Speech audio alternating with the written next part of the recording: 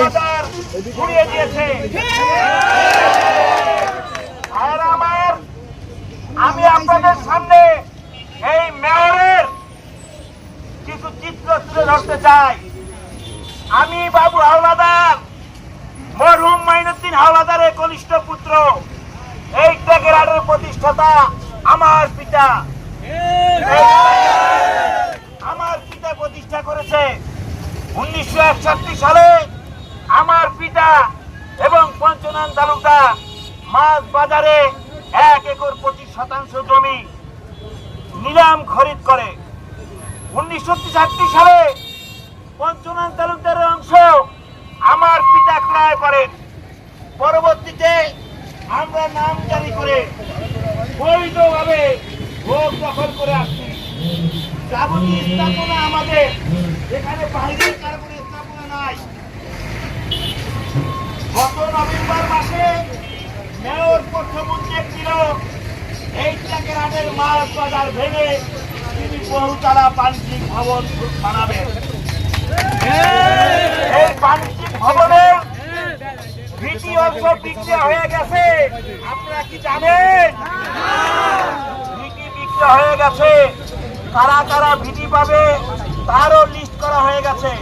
এই কথা যখন আমার কানে আসলো, আমি লন্ডন থেকে ছুটে আসলাম। আমি এসে মাছ বাজারে গিয়ে বললাম, যদি মাছ বাজার দখল করতে হয়, ব্যবসায়ীদের শুরু করতে হয়, বাজার শুরু করতে হবে, আমার সাথে বসতে হবে। মেয়র সেদিন বাধ্য হয়েছিল নজরুল ক্লাবে আমার সাথে বসার জন্য। মেয়র ক্লাবে স্পষ্ট ভাষায় বলেছি, এ জায়গা আমার পিতার ক্রয় কিন্তু সম্পত্তি, এই জায়গার উত্তরাধিকার সূত্রে আমরা 4 ভাই, আমরা 2 গুণ মালিক, এখানে সরকারের কোনো জায়গা নাই। চ্যালেঞ্জ করেছিলেন এটা ভেঙে উড়িয়ে দেবে। পরবর্তীতে আমি জেলা প্রশাসক মাদারীপুর, জেলা পুলিশ সুপার মাদারীপুর, মাননীয় সংসদ সদস্য রাজর বরাবর দরখাস্ত করি। সবাই আমাকে আশ্বস্ত করে, আপনার যেহেতু বৈধ কাগজপত্র আছে, আপনার স্থাপনায় হাত দেওয়া তো সহজ না। কিন্তু দুঃখ এবং পরিতাপের বিষয়, আমি যখন অসুস্থ, আমি ল্যাবে হসপিটালে, এই মেয়র এত ক্ষমতা ছিল, আমি টেকেরহাটে থাকাকালীন অবস্থায় কেন ঘুরাইয়া দিল না, কেন ভাঙলা না? আমি হসপিটালে ছিলাম, ওই ম্যাজিস্ট্রেট দিয়ে 144 ধারা জারি করে আমার স্থাপনা উচ্ছেদ করেছে। সাহস থাকলে এখন আসো, কোথায় এত আসো, তোমার বংশে কোনো অবদান টেকেরহাটে নাই। হাওলাদার, এই টেকেরহাট বন্দরকে এস্টাবলিশ করেছে মাইনুদ্দিন হাওলাদার।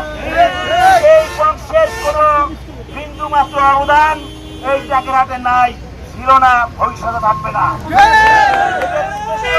করে খাওয়া এই বাণিজ্যিক ভবন নির্মাণ করে এখান থেকে লক্ষ লক্ষ টাকা হাতিয়ে নেবে উদ্দেশ্য। আজকে মাছ বাজারের অবস্থা দেখেন, মাছ বাজারের ব্যবসায়ীরা রাস্তায় আবাসিক এলাকায় ব্যবসা করে।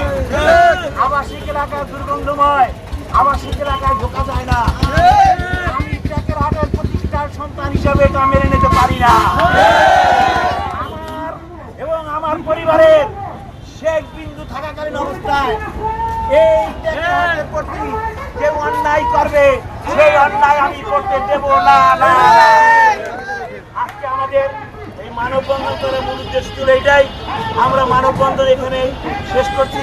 আপনাদের সবাইকে ধন্যবাদ, যারা আসছেন আপনাদের সবাইকে ধন্যবাদ জানিয়ে আজকের এই মানববন্ধন কর্মসূচি এখানে সমাপ্তি ঘোষণা করছি। আল্লাহ হাফেজ।